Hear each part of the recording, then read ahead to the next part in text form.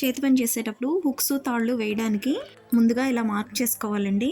పట్టీకి starting ending ఇలా mark చేసుకుని మధ్యలోకి అలా మడుచుకుని కొంచెం అలా ప్రెస్ చేస్తే అలా మడత ఉన్న గుర్తొస్తుంది.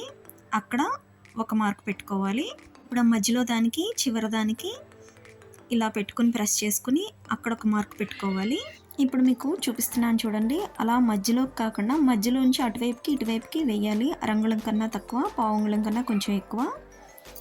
ఇప్పుడు పైది కూడా మధ్యలోకి ఇలా మడుచుకొని అక్కడ అలా మార్క్ చేసుకోవాలండి. ఈ హుక్స్కి కూడా సేమ్ ఇలాగే పెట్టుకోవాలి. ఇవి కూడా చూపించాలా అంటే అవునండి, చూపించాలి.